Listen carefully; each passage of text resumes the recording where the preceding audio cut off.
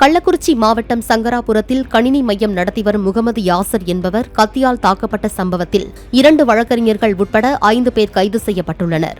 கடந்த வாரம் முகமது யாசர் வீட்டுக்கு பைக்கில் சென்ற இருவர் தண்ணீர் கேட்பது போல் நாடகமாடி யாசரின் தலையில் கத்தியால் வெட்டிவிட்டு தப்பிச் சென்றனர்.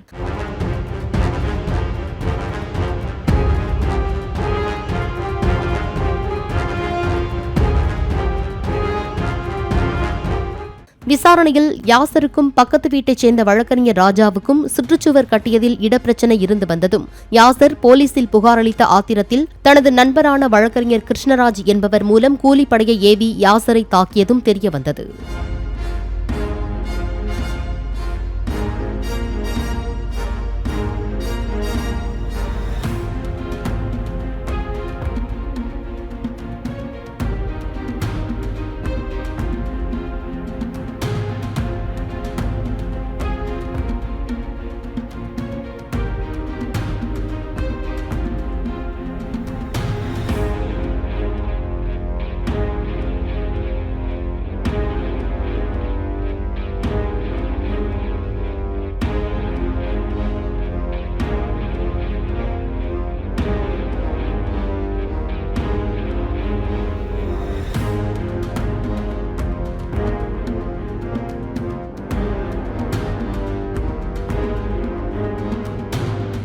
பிளே ஸ்டோர் மற்றும் ஆப் ஸ்டோரில் இருந்து பாலிமர் செயலியை QR கோடு மூலம் பதிவிறக்கம் செய்யுங்கள்.